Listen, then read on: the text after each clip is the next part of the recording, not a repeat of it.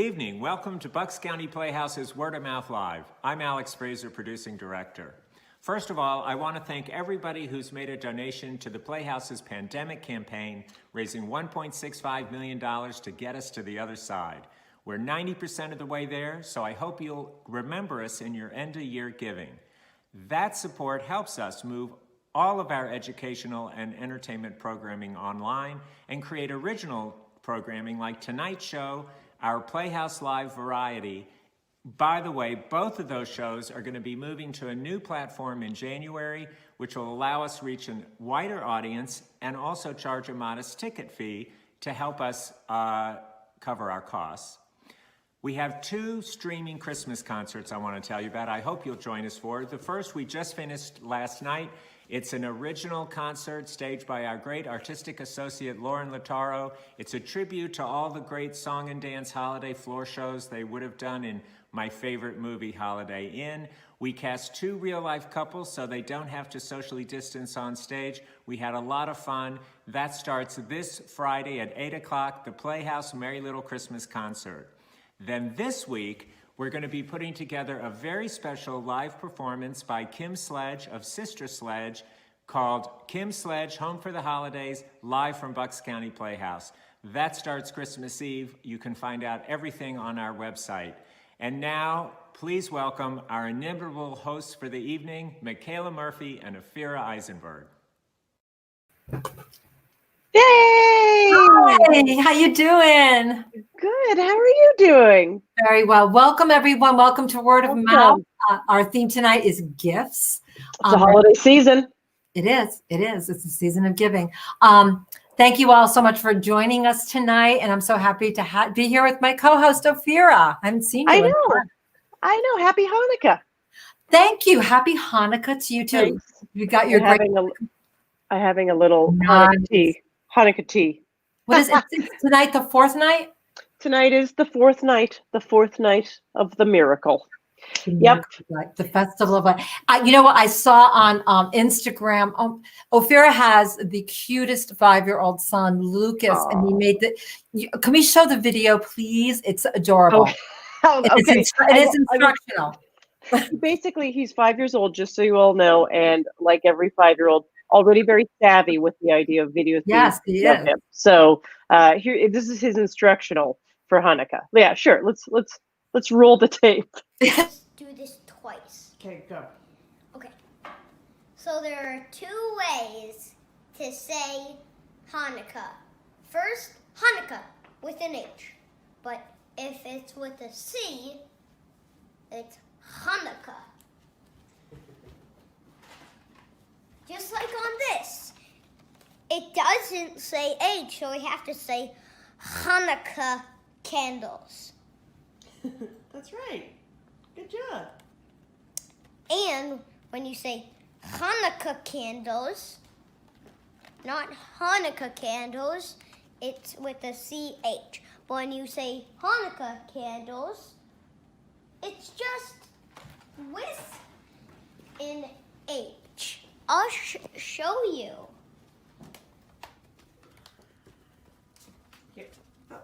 Yeah. Happy Hanukkah, everyone. And once again, I am going to tell you this. Okay. There's two different ways of saying Hanukkah. Hanukkah and Hanukkah. Bye! There you go. Now you know. You know. I have nothing to do with this. He just. I love how he turns around, like you can see him looking for, like, what's the visual? They say show don't tell. They say show don't tell. He's got it down. Yes. So cute. I love watching it. I watched it several times on Instagram because it was just so cute. So, you know, too, with the Hanukkah thing, so growing up with there's this idea that with Hanukkah you get a present every day as a child. Oh, yeah. I did not grow up with this, by the way. This is not something that I don't know any my Jewish family people who did, but that was the message to all of us Christians. We were like, they're so right. lucky. Right, they get 8 presents. Yeah, so somehow already I don't even remember us telling him, but he told us that he gets a present every night. I was like, wait, do we get to make any decisions in this family with this child? Like, where are we picking this stuff up to? Yeah, I don't even know. Yeah. Do with boyfriend, and that's when I totally could have used Lucas's instructional video. His family was wanting to call me Michaela. Michaela. Oh my goodness, that's amazing. She's got a hi right in her name. We like her. We like her. So yeah, gifts. So yeah, this will be an interesting year for gift giving too, because well, I'm not shopping. So everything that yeah. I mean, there's online shop. I was talking to my sister last night, though, and we were talking about my brother last night too, and we were talking about like what we want to do is plan a trip in the future. Yes. Side of this, where we can all sit around and say we survived it. Here we are. Like that. Oh yeah. We can all be together. Absolutely, absolutely. But our theme is gifts. Our theme is gifts, which is a nice theme, actually. And also obviously we're not going to be talking so much. I don't know, maybe about the kind of gift you can buy. Maybe it's the other kinds of gifts, broad definition of, right? Well, there's every day is a gift, right? There's that. Oh, you're so right. You're so right. It's true. It's true. It is very true. So yeah. Do you want to tell me a story about gifts? I'm going to tell you a story about gifts. So this is kind of a goofy story.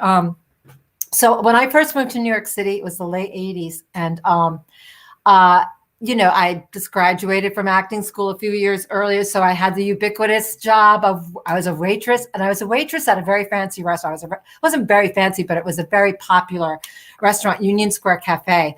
Oh yeah. By the great Danny Meyer. And it was at the time when he was like going for, his 3 stars. So it was really intense. And it was, I had waited tables. I went to Boston University and I had like worked in restaurants in Boston, but this was like unlike anything I'd ever experienced before. It was like a really, really tight, very kind of cliquey staff, but it was because of how much, we had meetings every day where we had wine tastings and we talked about customer service. And I mean, it was really intense. And consequently, the staff was very, very tight. So I felt very much like an outsider, and I longed to be like, part of this group. And at the same time, I was conflicted. I was like, is this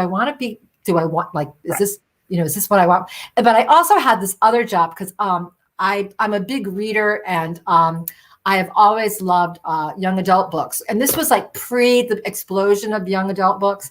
But I've always really, really loved them. And so I had this part-time job where I was working for Publishers Weekly, reviewing young adult books. So I would read a book and I would write up, my review of it, and they would publish it. So this book that at the time, it was like my second book that I did, was The Bridge to Terabithia. So, which I love that book. And so I'm reading this book, and what happens is at my Union Square Cafe job, I get invited to one of my co-workers' birthday parties, and I had no money, and I instantly was putting all of this pressure on myself, like, what am I going to bring for a gift? Like, I don't have any money. And I just felt like, and I didn't even really know these people that well, but I felt like, here's my opportunity to like show up and be like the good guest and bring a great gift. Nothing like too like out of control, which it wouldn't be anyway, because I didn't have any money. So I was kind of freaking out because I was like, I had like rent due, and I was like, how much can I afford? If I spend $10, is that too chintzy? And I'm like freaking out about this. And I'm on the F train going back to my house in Brooklyn in Carroll Gardens to get ready for this party. And I don't have a gift. And I'm on the train, and so I'm reading this book, The Bridge of Terabithia, because I always would read on the train. And so I'm reading this chapter of the book, and it's about these 2 friends, and there's a boy and a girl, and the girl comes from a very affluent family where money's not a situation, but not so for the boy who lives on his farm and had his family. Like, they're not poor, but they don't have a lot of money. And it's in the book, it's Christmas is coming up, and he's already fretting about, and I can totally relate, like, what can he possibly get this dear friend of his for a gift? He doesn't have any money, and he knows that she's going to get him something spectacular, and he's freaking out about it. And he's so freaked out about it that he almost missed the sign that says free puppies. And he's like, oh my gosh. So he goes and he gets this puppy, and this puppy is like the greatest gift ever. And his friend loves it. And then like, it's my stop. So I get off the train and I'm heading back to my apartment to get ready for this party. And I'm totally freaked out. Like, what am I going to bring? And I'm trying to think, like, do I have anything that I can like re-gift? And I'm like, oh my God. I almost missed this sign in one of my new neighbor's brownstone windows. And I look up and it says free China. And I'm like, oh my gosh, free China. And so I go up to like the doorbell, to inquire about the free China. And I think, I can't tell if this is like the greatest gift in the world or if it's like a really bad idea. So I think, you know what? And it's good. Like I'm imagining this like box, like a set of china. And I'm like, what am I going to do? Like go back to my house and like traipse this up. So I thought, you know what? I'll grab some wrapping paper. I'll get ready. And then I'll come back and pick it up on my way out. So that's the plan. So I go home, I get ready. I get wrapping paper. I get scissors. Oh my goodness. Nothing if not prepared. I put it in a little tote bag and I go to like claim my thinking. I hope no one else has claimed it already. Like everybody, there's going to be a line of for this free China. So I go out and I go up to this brownstone back again, and there's a new sign in the window. And I'm thinking like, oh my God, like maybe there's like stemware or flatware to go with the free China, like this is going to be amazing. What an amazing gift. And I'm thinking, this woman, she works in the restaurant with me, so she can appreciate like, the fine dining aspect, and who wouldn't want like, I would love a set of new china, right? So very cool, yeah. With this new sign, I get closer because it's a longer sign, and the new sign says, "America rides the F train while China dies." And I realize, like, oh my God, I'm sitting there with wrapping paper, that this is a sign about like how China, it was like Tiananmen Square, and like nobody's paying, and that sign is actually talking about me, like someone like me who's riding the F train, thinking about what free gifts can I get for this person, who I want to befriend and become like very popular in my new restaurant job. And I'm horrified. And I'm also like, thank God.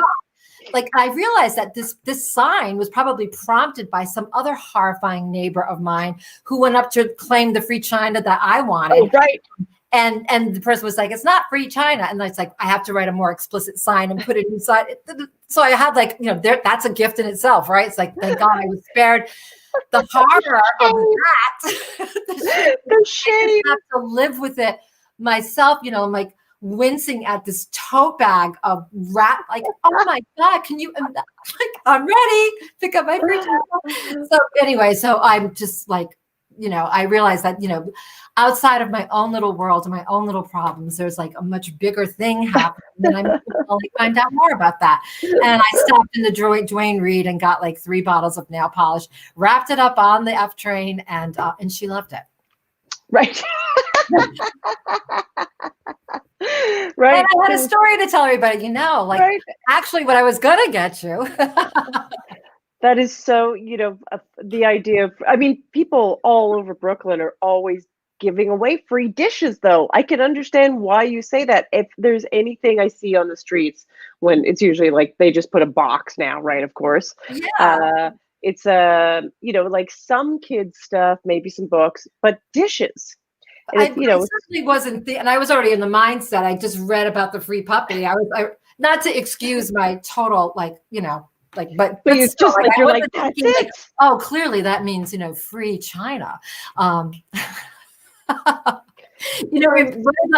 of my students this week, this just made me think of it. Funny. She was telling us how she had a doctor's appointment this week, and she goes in, and the receptionist asked her name, and then said, what's your street name?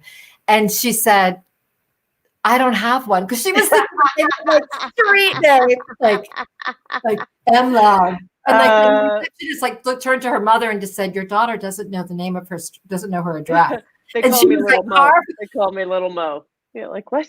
Your street name? That's hilarious. I love stuff like that. That does. This is probably someone's joke too, but I feel like I witnessed this firsthand when some restaurant somewhere someone being like, "What's the soup of the day?" and the person being like, "Well, every day the chef prepares a different kind of soup." Yeah, it's like what? That's yeah. So what is it? I know. I feel like actually I have a lot of stories. I thought you meant. Yeah. So 3 bottles of nail polish, and you were the best friend of the waitress. Yeah, at I was the like, place. that's what it took. Yeah, and that was like my you know what? This is what I've been reduced to. Now, so here's my question. One follow-up question before we bring on our storytellers. As you know, this is a big thing. Would you consider yourself, Michaela, someone who's really good at gift giving? You know what? I do consider because I actually do give a lot of thought to it. And I also one of those people who notes throughout the year, like when people say something like, wow, I wish I had one of those triangles to call people to dinner. I'm like, yeah. Who wants that? A friend of mine wanted that. A friend of mine had, yeah. A friend of mine wanted that. How many people are they calling? Well, you know, it's like, It's actually, they totally use it. I love it. Like a ding, ding, ding, ding. Yeah. Amazing. And I do. I pay attention like that. That's good. That's good. How about you? Are you a good gift giver? I'm pretty good. I feel like I do that thing where I like someone says something like that, like, "Oh, I just want one of those things," and I go, "Oh, that's amazing. I'm going to remember this," but I don't remember it because I would have to write it down to remember it, and then something will roll around where a gift is needed, and I just default to my standards, which is if they drink a really nice bottle of something. Oh yeah. Yeah, and if they don't drink like really nice pantry items of something, I just always go for like food and drink. Those are good gifts. You know, the other thing I do though is that I don't really wait for occasions to give gifts. Like, nice. I'll sometimes just send somebody something. Really? You're the best. You're the best. It's me. Yeah. You're the best. I will say that someone just sent me some candy bars from Canada, because there's different candy bars in Canada than there is in America. Now that's a good hookup. Yeah, and I was talking about how I miss like Aero Bar and Coffee Crisp, and someone listened and sent them. Isn't that nice? That's like that's a great feeling. I love that. Yeah. Oh my God, but Canadian candy, also Canadian. One of my favorite to go to Canadian. Back in the before times to go to Canadian drugstores. I used to love their ingredients and their moisturizers are better. That's right. They have different moisturizers. It's true. When I used to go to Canada, people would be like, "You need to buy the Roche and Posay like 100 SPF. It's not available." Exactly. I was a moisturizer runner for a while. Oh, we'll get back to that. We will definitely, in the new year, we will be to Canada and take candy bars and moisturizer. We have an amazing show. I'm really, really excited. So we have Damian Young, whom I love. Oh my God, he's great in The Comeback. You know that show, that Lisa Kudrow show? Oh yes. Oh my God, I love him. I love him in everything, but that was where I really was like. And then Welker White, who's his wife, and Welker is amazing, and she's. I'm not even going to say you. It's in her story, so. Right. People will recognize her. And then we have the great Julie Halston. This is her three-peat on our show. Amazing. Yeah. I know. She's fantastic. Yeah, she does it 3 more times. She gets to host or something, right? Oh, I kind of yes, in the new year, we're going to switch it all up. Sure. So yeah, and just, we say this every time, but just as a, I guess a reminder, if you're a return viewer, hi. But if you're new, that the way we do the storytelling show is not just people by themselves in this SteamYard or YouTube, as you were seeing it, telling a story into nothingness. One of us stays with them, so they get to tell the story to someone. So it's more friendly. It kind of feels like how you like to tell stories, to a friend, a person that has your full attention and is excited to hear a story. It's good for both parties. It's good for the storyteller. Because otherwise, I'm just turning the camera on my day. Yeah. That's right. Existential breakdown. Yeah, don't need that. So let's dive in with our first storyteller. Here's our first storyteller. Let's bring Damian Young to the screen. Hi. Hi, Damian. Thank you so much for being here. You're welcome. I love this time of year. I usually see a little Christmas tree in the back. Yeah, this is exactly kind of the moment of December where I've decided that I've pretty much bought as many things for myself as I possibly can, and it's time to think about it. That's gonna kick in on Monday, I swear to God. Yeah, I have done a few. In general, I don't think I'll do it this year, but like December 23rd, maybe I can just get everything that I need for everybody else from a CVS ?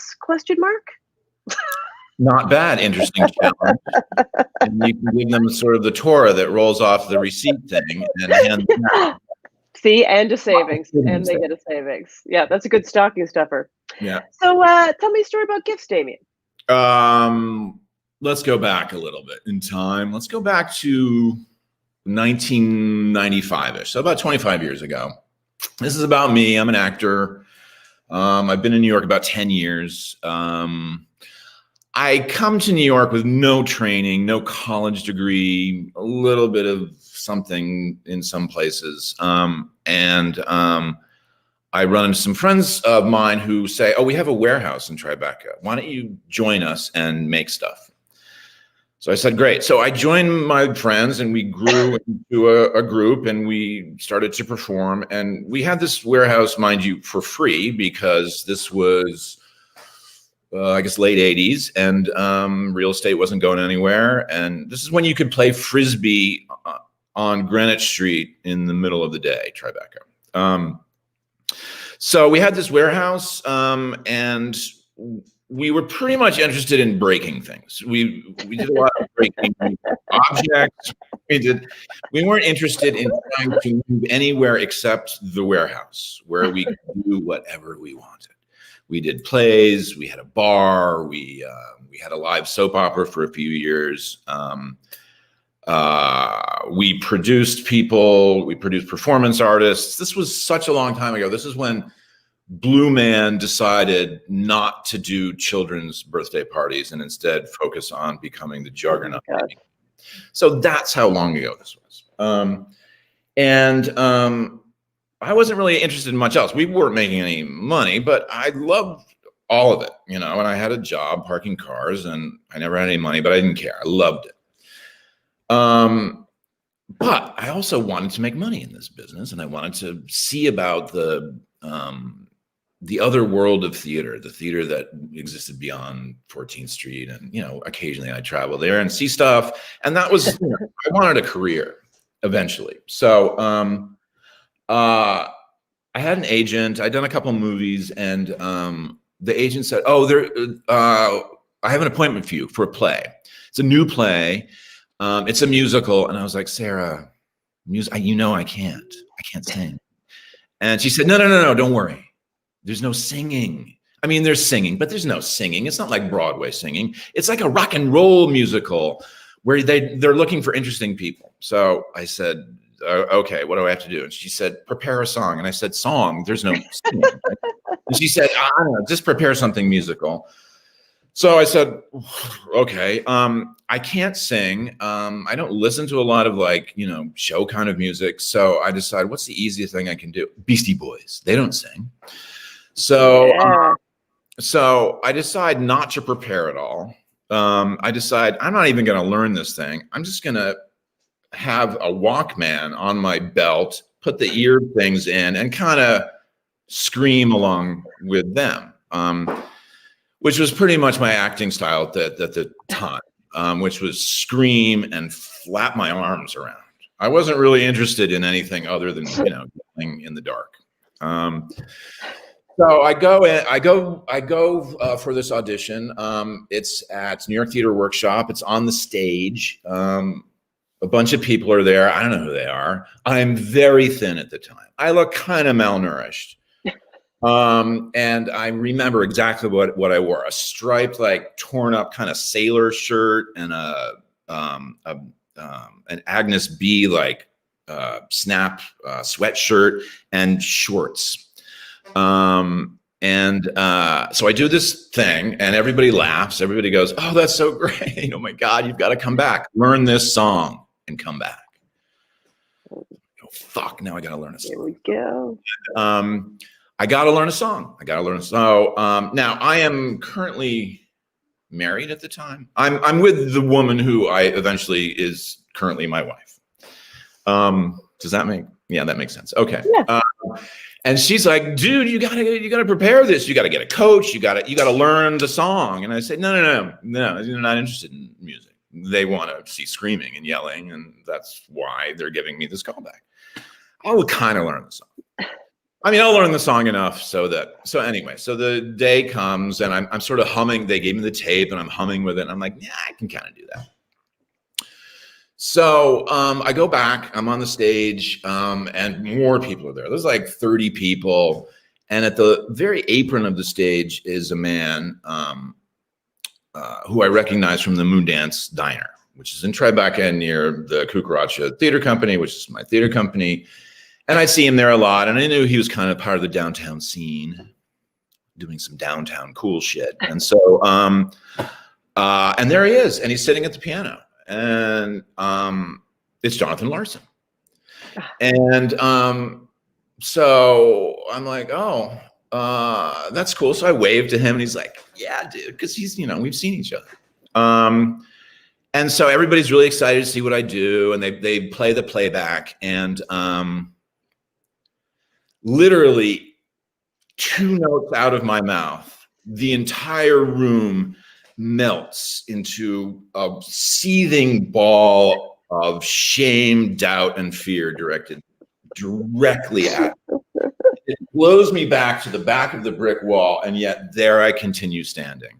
I'm out of body. I'm looking at myself, and I look at myself, look down at poor Jonathan Larson, who's like, "What are you?" And everybody in the house is sort of biting their lips until I'm done. And so I'm done. I wave, I go, and I instantly call my agent and I say, that was the worst experience of my life. I never want to do that again. Please, please, please don't ever give me this opportunity.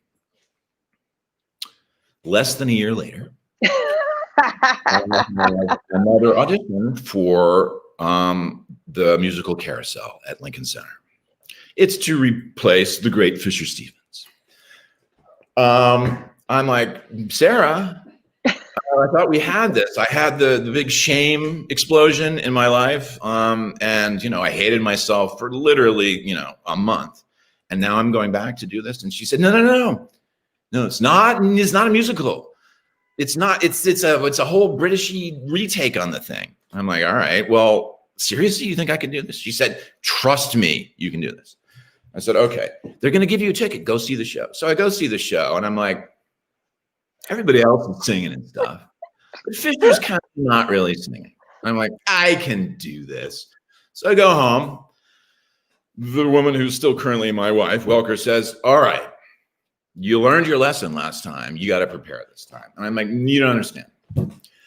I don't have to learn anything. It's just I gotta have to talk my way through this, and really, I'm really focused on the length of my sideburns at this point. How proper should I get the sideburns for the fishermen who live in Maine at the time of Carousel? That's my focus. So she was like, all right, because she doesn't want to enable me. She let me go. She knew what she was doing. So I don't prepare. Because, as I said, I like to throw things against the wall, watch them break, pick up the pieces, and do a show. That's what I'm used to. I'm not used to, learning things and making them good. I'm used to breaking things. So I show up at the Lincoln Center rehearsal room area, and actors sort of know what that is. I don't know if it's still that way. But anyway, it's sort of a big waiting area in a basement, and you can hear in the audition spaces what people are doing. So I get there. There's like, I don't know, like 8 dudes waiting around, kind of my age. Some I recognize, some I don't. And I hear somebody singing away.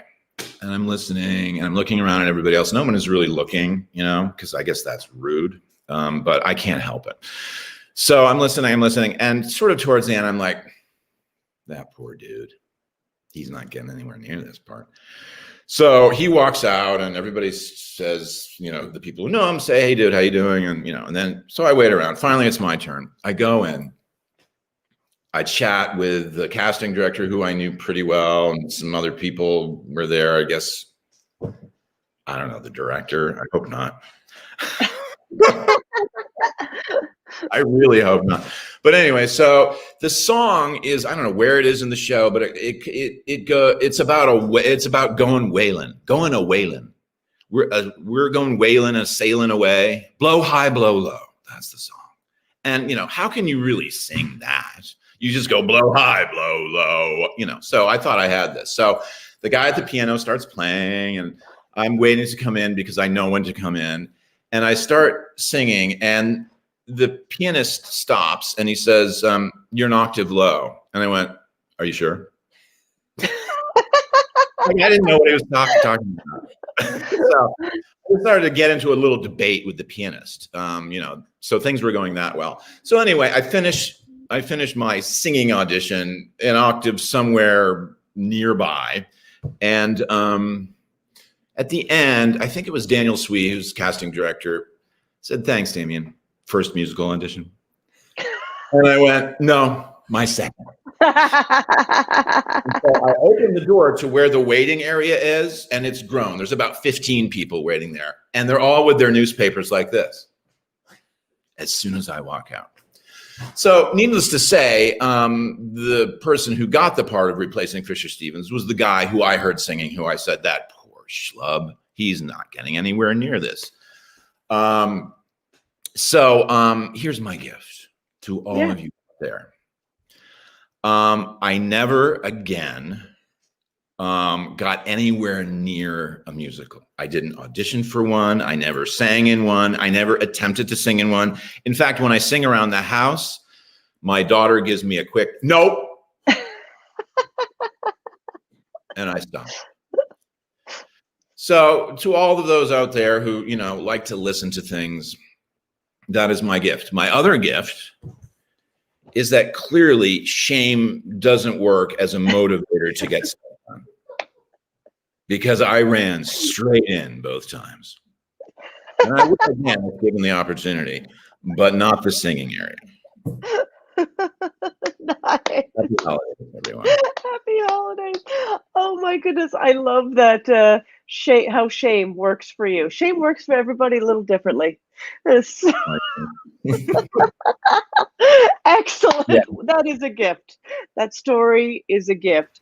Also, I gotta say, I appreciate your, I'm gonna say gall, like Yes. you're just when they go, you're an octave low, just to go like, are you sure? Are you sure? Well, that's a specialty of mine, arguing with people when I'm auditioning.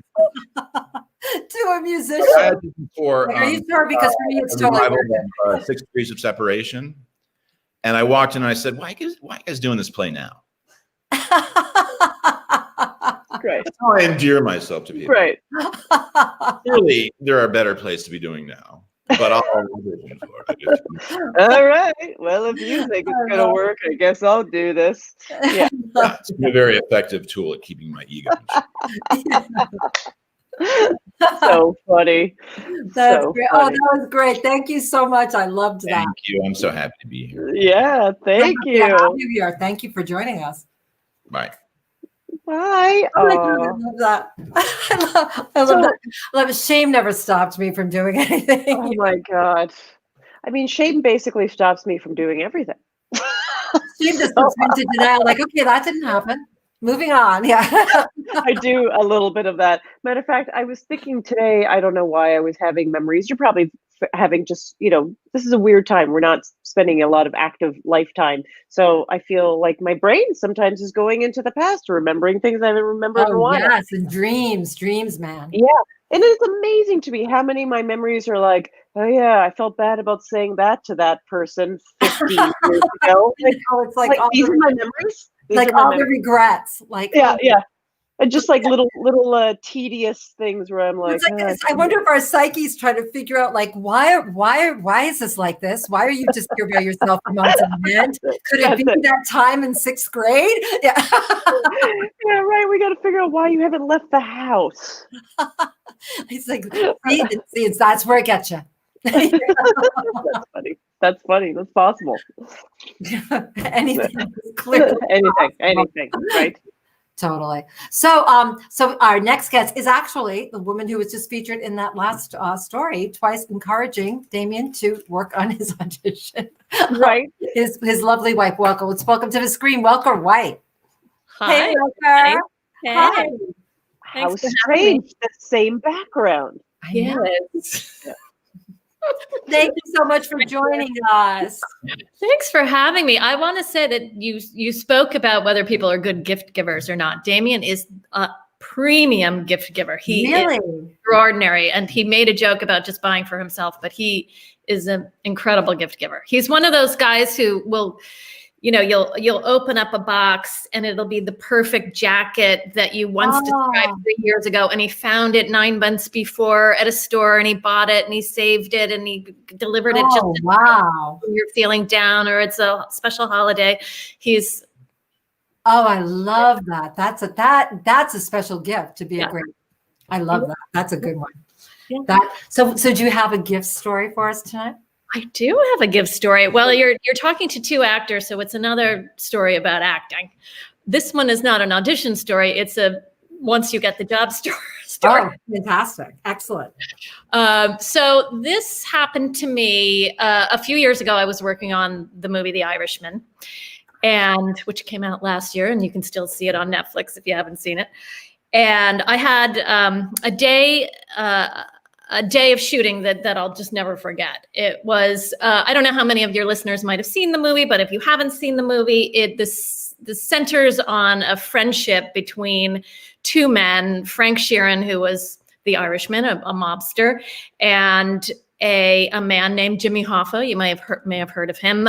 He was the president of Teamsters Union for several decades, and their friendship, and of course the murder of Hoffa, and Frank Sheeran, who's played by De Niro, claimed in a kind of deathbed confession that he, in fact, was the trigger man. He in fact was the person who killed Hoffa. Now, this is sort of contested. The FBI doesn't support this theory, but anyway, that's what the movie is about.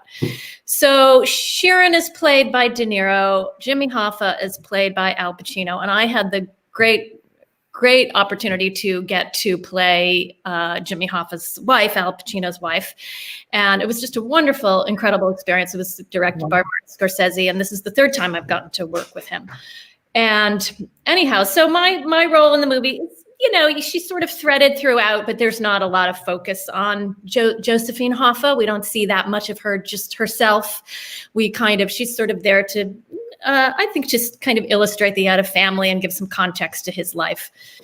So there's a scene in the movie as the movie's kind of reaching its climax, which is the murder of Hoffa, where there's a scene where I'm in my car thinking the car may blow up. It's the movie is accelerating at that point, and we're seeing the mob is starting to turn on Hoffa.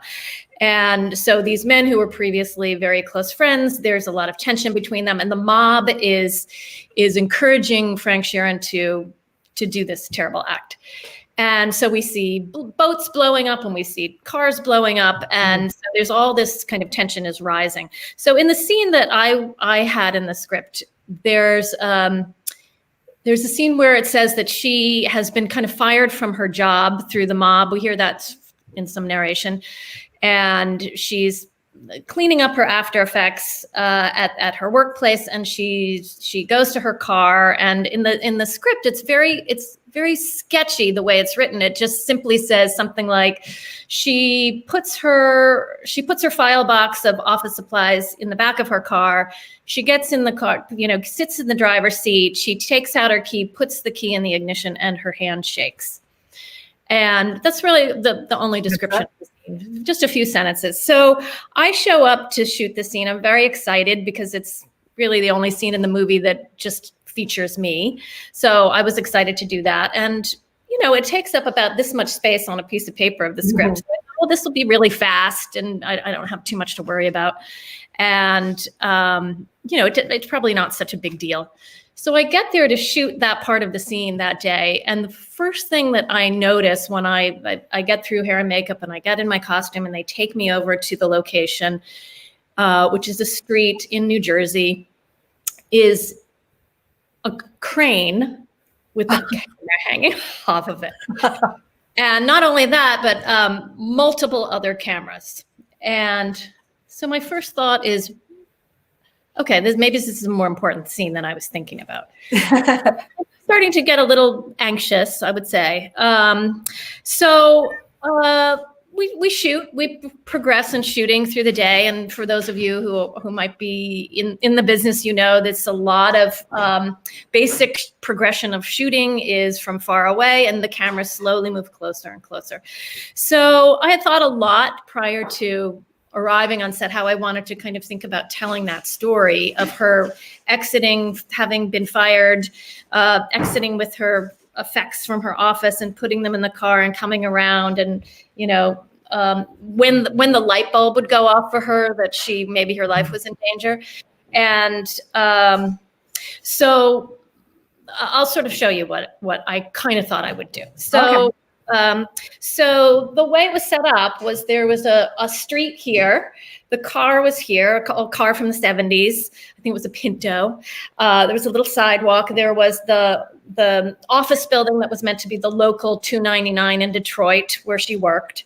And across the street, there was a big kind of empty parking lot, where we were in New Jersey and some other buildings. And so the crew was all around on the crane, all in the street, and then the producers and Scorsese and First AD and those people were way across the street, maybe 200 yards away, because they were getting a lot of the environment in these early shots. So people had to be pretty spread out. So they were way across the street watching all of this on a monitor. So what I thought I would do, which I ended up doing in many, many shots, was something sort of like this. So I came out of the building here and I was holding my file box. I came to the back of the car. I put the file box in. I closed the trunk. I had a purse with me. I walked around and I thought, well, how would I do that? So I got into the car. I sat down and I put my purse down and I thought, well, I get the key. I kind of want to get out of there, but I get the key and maybe I'd have the idea here.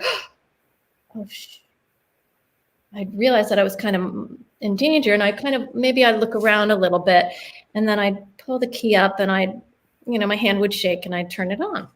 So I had many chances to do this. We started with the crane shot and then we went on to a camera across the street and then slowly but surely the camera kind of just inched its way around. Uh-huh. So it was like a little bit up that way and then it was in front of me, but I would say 50 feet and then 20 feet. And then eventually after a couple of hours of doing this, the camera came right into the windshield. Oh, wow. So it was time for the big close-up, right? So I felt pretty confident. I had done it over and over and over, and I was kind of getting really relaxed about it and just felt at home doing it. And so it was time for the close-up. So they mounted the camera right there in front of me on the windshield. And I went through the physical action that I just described to you. And I completed it. And I thought, okay, I think that was pretty good. And it's sort of a silence. And from way across the street, I could hear, no. That's not it. And here comes Martin Scorsese running all the way across the street. And it felt like I was watching somebody, run along the horizon and out of body, and him running all the way around, and he came right to my side, and I got out of the car, and he said, and I don't actually know that he said, no, that's not it, but that's what I heard. Yeah. I was wrong.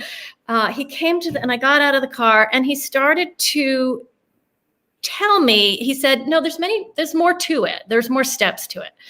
And he started to say what they were. And I had this kind of out of body moment where I went all the way back when he started to tell me this sort of kind of long string of directions to my childhood. In second grade, my mother came home from a parent-teacher conference. And she said, well, I've talked to your teacher and you're doing pretty well in school, but the teacher wants us to work on something. And I said, okay. And she said, she told me that you're really not very good at taking direction. That you can only do one thing at a time, and that if the teacher gives you more than one thing to remember, you can only remember one thing. So she wants us to practice. So we're going to practice, and I'm going to tell you, instead of set the table, I'm going to say, put down the placemats, and then put the fork and knife, and then the glass of water, and then the napkin. And of course, she was right. I couldn't remember a string of directions. I could only remember one or two. And it's kind of a family joke that I became an actor, because my mother still says, but you can't follow directions. You can only follow one thing at a time. So when he started to tell me, you should do this and this and this and this, it was kind of like the Charlie Brown teacher in my ear. I couldn't make out the directions. And I started to freeze a little bit because I thought, I'll never remember all of those things. So I said, Marty, would you do me a favor? Would you get into the car and show me? And he said, oh okay. Yeah, of course. I don't usually get it. All right, I guess so. So he gets in the car and he sits down and he begins to walk me through. And as soon as he begins to walk me through, I see it. I don't even need him to finish it. And this is what he does. This is what he tells me, and I'll sort of show you what I did. So he says, you're really angry. You've just been fired. So you get in the car and you slam the door. You want to get the hell out of there, and you put down your bag. And he said, you grab your key and you go to put it in the ignition. You take your hand off. He said, look to the street, see if there's any cars coming. He said, look now at the sidewalk. He said, I'll have some extras coming, and you just watch them walking. He said, now look to the rearview mirror. He said, now look back down to the key. He said, slowly bring your hand up. Put your hand on the key. Close your eyes. Turn it on. I'm alive. Wow. Wow. So that was a real gift. Because I've thought a lot about that, and I'm a teacher, so I've told that story to my students many times. It's the gift from someone who entrusts you with their vision and then allows that vision to live inside of you. And it was a really, really wonderful experience. Wow. Yeah. It's so amazing, because I thought the first time you did it, it was great. But then like when I saw it had this whole other arc to it, it was great. Yeah, the time he allowed me to take time and sort of kind of reveal something. And it's kind of a funny coda to the story, which would only be true on a huge budget movie like this, $175 million, which is, so we did it a few times. I said, that was great. We got it. I love it. Oh, it's perfect. And I said, well, Marty, he said, well, we're done. We're done for the day. We're all done. And I said, well, you're not going to get the insert of my, the close up of my hand shaking. Oh, you need that to tell the story. And he said, oh, we'll do that later with somebody else in a couple of weeks in the studio. And I was like, isn't that going to cost you like an extra $20,000? And he was like, yeah. So I wasn't even there for that part. So if you see the movie, that's not my hand. I totally want to. I want to watch that scene again. I saw the movie, which I want to see that scene again. Well, the funny thing is that they only use the close up. They don't use all of those other shots. Because you nailed it. The other thing I want to point out too that I think is really cool about that story too is that how when you thought back about your teacher conference and like how you receive information, and that you asked him for what you needed. Like I would have been like Martin Scorsese, like, can you just, can you give me direction differently? And you did. That's so cool. Yeah. I needed to sort of see it in time and space. I have learned that about myself. I'm not so good at verbal directions. But you're great at the. It's so cool. I love that story. Thank you so much. What a great It's not story. your hand? What do you mean that's not your hand? It's not even my hand. No, that was a great story. I love that. Thank you, Welker. Thanks, guys. Thanks for having me. It was really Thank you so much. Happy holidays, everybody. Oh, that was Wow. awesome. I know. Martin Scorsese, my gosh, that was amazing. I mean, I would love the I mean, listen, nobody doesn't admire someone who knows exactly what they want. I feel like that is one of the most attractive qualities. I actually, my heart started beating when he started coming across the street. No. And I was like, oh my God, what's going to happen? Yeah, exactly. We have to go to our next storyteller, right? Yes, we do. And I'm so excited because I love Julie Halston. Let's welcome her to the screen. Hi, guys. Hello. That was an amazing mastery class, really. It's interesting too. I love that one of the things that's such a riot about Welker is that, it's so trippingly off the tongue. It's like De Niro, Al Pacino, it's Martin Scorsese. But, it is coming to talk to you, not someone else. You, yeah. The thing that's also great though is, and I do it too, but a lot of actors won't. They don't want to take a line reading. They don't want to know how to do it. They just have to figure out themselves. And particularly because I do a lot of comedy, a lot of times, like I'll say to Jerry's ex, Jerry, just tell me how to do it. I'll just do it the way you need it. Yeah. And I think it's so much more efficient, and it also gets the result. You know what I mean? You don't have to torture about it, just do it, that kind of thing. Absolutely. So I am also an actor, but I don't have an actor's story. My story is actually quite different. So in 2008, my husband was diagnosed with pulmonary fibrosis, which is a fatal disease, and he was given a year to live. That's a way to start a holiday story. Wow. Yes. Yeah, that's the way to start a holiday story. That's right. Jingle bells. Yeah, jingle bells. So we get this diagnosis, and it's just unbelievable.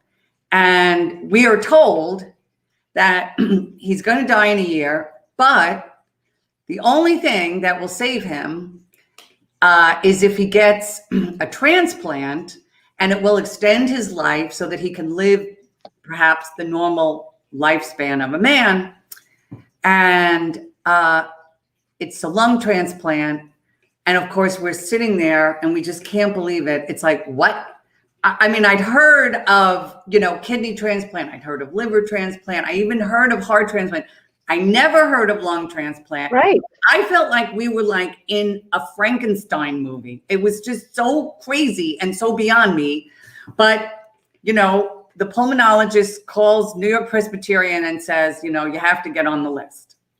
Okay. Well, first of all, it's not like you just go and get on a list. Right. It's not like you queue up. You don't just queue up like you're going to Whole Foods.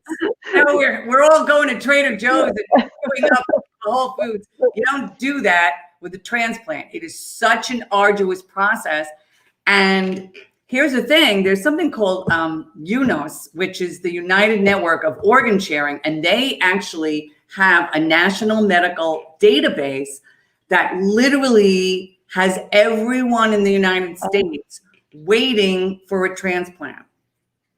Ophira, it is such a freaking miracle that anyone gets anything. Right. It's crazy, because let's really talk about this, which is that in order to get an organ, somebody else has to die. And it's just that horrible. And then what they say is that, if they can procure, they always use the word procure. If we can procure an organ, then we will call a medical, center that, shares organs, and you may get an organ, possibly. So here's the other thing that they don't really tell you is that this process is so painful psychologically and physically for the patient, but it's also psychologically and physically painful for the caregiver, except you don't get any of the drugs. You don't get any of the drugs. They at least get the drugs. You don't get any of the drugs. You can find your own drugs to go through this stress. So here's the thing. You get on the list. We finally get on the list. And, Ralph is actually, that's his name. My husband's name was Ralph. He's actually kind of cool as a cuke about all this. I'm kind of a wreck. What they tell you is, we're going to have to do some dry runs. Dry runs. I never heard of such a thing. So it's kind of like, and here's where being an actor, you can understand this. A lot of times when an actor gets called to do a sitcom, they may go to network, right? They go to network. What does it mean when you go to network? Well, they may fly you out to LA and, you have to do a deal memo before you even get the part. And 2 or 3 other people are also going to network. So you're all vying, for this fantastic thing. Well, dry runs are very similar to like going to network, which is that you have to go up there because they call you any time of the day or night. It could be midnight. It could be 2 in the morning. It could be 2 in the afternoon, 1 in the afternoon. You have to keep your cell phone on day and night because you never know when an organ is going to be procured. So it's like going to network though, but here's the thing. You have to pack a little bag. It's as if you're having a baby. You pack a little bag and you run up to the hospital. And here's the thing. You actually see the other 2 or 3 people who have also been going to network, the dry run. They have their little pre-packed bag, and you're all in this area. You all get into a separate room, but you see your competition. Wow. And it's competition. It's bizarre because here's the thing. The organ has to literally fit in your body a particular way. So if you're too tall or too little, it may not work so well. The blood type has to match. There's so many different things that have to go into this. So it's kind of like, I call the dry runs going to network. It was just so hard. And here's like the deal memo part. You have to literally sit for hours in a room where they hook you up to IVs and they give you the autoimmune drugs. Every one of you gets the autoimmune drugs. But that doesn't mean you're going to get the organ. Right. It's the deal memo. You're all equal until they test the organ. And the organ can either be rejected or good. And then they decide who's going to get the part, who's going to get the organ. Well, you sit there for hours and hours. Meanwhile, Ralph is very good. He's very, he's reading the New York Times. He's doing his thing. I'm a wreck. And meanwhile, we had to drag his oxygen tanks up there, because he was on oxygen. It was so crazy. Hours go by. Finally, at 5 a.m, they tell us the organ is no good. No one's getting it. Oh. No one's getting it. We go home. I can't sleep. I'm a mess.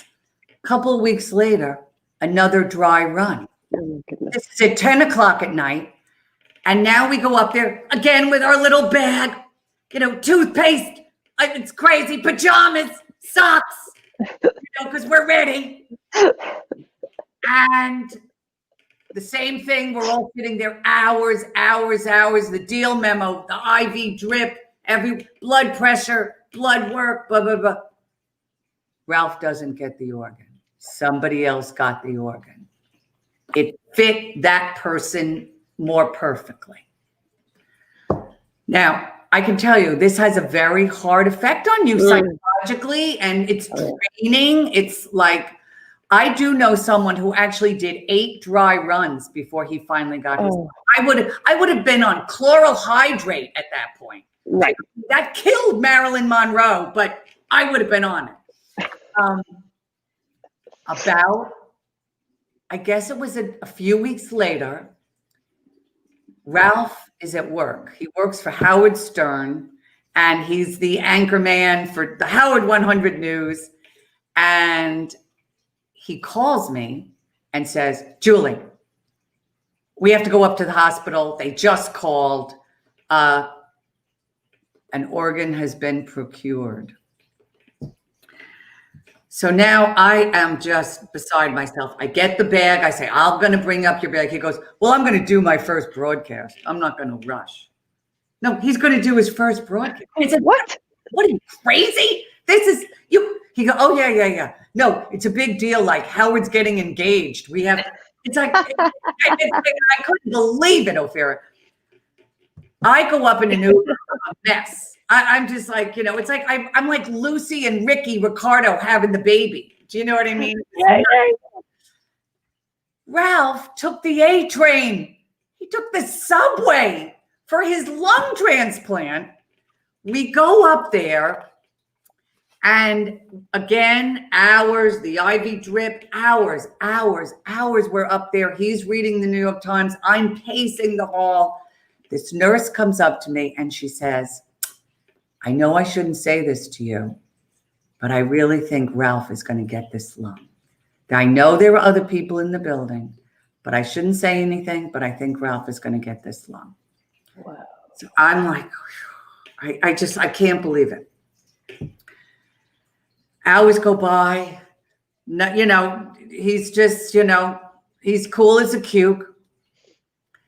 About 6 o'clock. We're there like 6 hours already. The nurse comes over to me and says, I know you're the primary caregiver because you're the wife, but is there a secondary caregiver? And I said, yes, his daughter, Lindsay, my stepdaughter. She said, you should call her. You should call her. She lives in Connecticut. She flies down there in the car. Now we're like, what's going on? What's going on? She says, again, you don't know this from me, but I think the two of you should know that it's really looking good for Ralph. Now, I never really found out why they needed 2 of us there. Yeah. I think it has to do with if there's a problem and if he dies on the table and they want like a couple of family members there. I mean, it's so crazy, dramatic, epic. But they don't really tell you this. It's crazy. Anyway, again, he's cool. All of a sudden, somebody comes in. It's all very sudden. They take us down a long corridor into, it looks like we're in a prison cell. I mean, it's this weird, dark place. No one is around. And this is the instruction we get. Keep the cell phone on. Click. That's it. They just say, keep the cell phone on. Click. Oh, mysterious. It's all crazy. And now I'm so loopy because I haven't eaten. I'm dehydrated or whatever. Now I'm thinking, are we in the Matrix? Like, is this right. Is this New York Presbyterian? Or is this a horror film? It's like Scream 6. And you know what I mean? Scream 7. I don't know anything. I'm just like, meanwhile, I'm like checking with Lindsay, like my stepdaughter, like what's happening? Ralph, meanwhile, I don't care. He's like reading the Times, catching up on news. And we're kind of just waiting and we're not even talking to each other too much. And that's when I realized it's our 18th wedding anniversary, August 9th. And I was like, oh my God, I can't believe it. I forgot about it. It was our 18th wedding anniversary. I said, Ralph, it's our 18th wedding anniversary. Oh my God. He said, oh God, well, I don't really have anything for you. I don't have anything for you. Yeah, me neither. 8:30, the phone rings And it's almost like we're in like those prison movies, like where they're going to execute and like the phone rings and it's like the mayor saying, stop the execution. You know, it's like, we jumped like out of our seats. And all of a sudden we hear, Mr. Howard, you're getting a lung tonight. Click. And that's it. They don't say anything else. They don't tell you anything. They just say, hold tight. And that's it. They click off. Like a movie. Boom, out of this corridor, two of the most gorgeous men I've ever seen in my life. They were like the McDreamies. They were the McDreamies. It was almost like slow-mo. You know what I mean? They were just so cute and amazing. And they come in and suddenly there's lights on. And he says, Mr. Howard, I'm Dr. West. Dr. West. I couldn't believe it. It was like, oh, what is this? Smith and West. And the other one was like Foster or something. And they're so cute and adorable. And, you know, they look 10 years old, but they're just gorgeous. We're your anesthesiologist. And any second now, you're going to be meeting your surgeon. And Lindsay and I are now like sobbing. We just can't believe it. And I was like, oh, and it's our 18th wedding anniversary. And they looked visibly moved. It was so cute. They were so adorable. And then like, boom, once again, like a movie, the surgeon comes out, you know, and it's like, da, da, da, da, you know, and he actually is like a world-renowned surgeon. He really is unbelievable. Dr. Josh Sonnet, he's amazing. He comes in and he's joking. He's like, well, I haven't done many of these. I've just learned it from a book, you know, and he's making jokes. Oh my God. It was so adorable. And then they wheel him in. That was it. They wheel him in. Lindsay and I are sobbing. We can't believe it. We're going into the lobby of New York Presbyterian, and the security guard, whose name is Arnold Palmer. No, I kid you not. Arnold Palmer says, well, are you girls all right? What's going on? We're like, oh, I was having a lung transplant. Right. I'm calling everyone I know, you know. And he's so excited for us because he kind of knew us because we'd been there so many times. He said, you girls need to get some dinner and come back because this is a long operation and whatnot. And we do. We had chicken and wine and I don't know. We were just a wreck. We come back. He's still in the operating room. We fall asleep in the waiting area. The surgeon wakes us up at 2:00 and he says, he's got a new lung. He'll be breathing on his own from now on. We go down and you can't really visit, but you can go behind the glass. There are 14 machines behind him. I counted them all. 14. Well, the most amazing thing is that 11 days later, he was home, breathing on his own. He lived an extra 8 years. We traveled all over the world. He walked Lindsay down the aisle for her wedding. He saw great grandchildren. And even though, you know, ultimately he died of complications of pulmonary fibrosis in 2018, we got the gift of life for 8 years. And Ralph always said, I thought it was the cutest thing. He said, I think this was the lung of a woman because it made me smarter. So that's my gift. It was the gift of life. And I just say to everyone, you know, happy holidays. And, you know, every breath you take is a breath of life. So breath of life. Oh my goodness. I mean, come on. So there you go. And, That was I have no amazing. fear. I know. That Yeah. was amazing. What a beautiful story. Well, that's my holiday story. You know, It was a great holiday story and a great reminder. You know, every breath we take is a gift. It really Yeah, is. that's right. I guarantee you. Right. That was beautiful. Just beautiful. And Well, it was also hilarious. I have so much fun telling these stories. And I know, I'll tell you something. I know you're a good gift giver, Michaela, because when I see you, you're so well groomed and so well put together. You're very thoughtful about yourself. that shows that you're thinking of others as well, right? You're very put together. You're Well, very put together. you know, once a month for our show. Oh, that's me every Friday night. The rest Exactly. Yeah.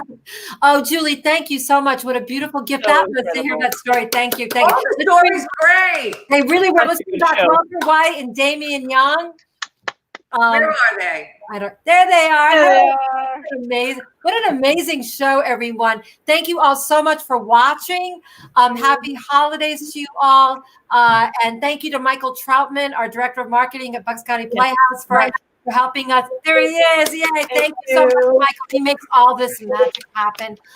Thank you. Thank you. Stay safe, stay healthy, stay sane. And thank you all very much. Thank you, Ophira. Thank you, Michaela. Thanks, guys. Bye. Good night, everybody. Bye.